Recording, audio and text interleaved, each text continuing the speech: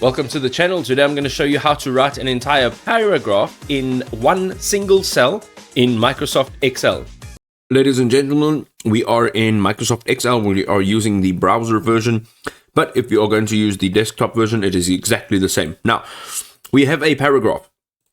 I'm pulling this paragraph over here. You can see it's quite a long paragraph, and I want to put it in this cell over here. Now, I'm going to use Control V to paste, and you can see that it's all running down over here.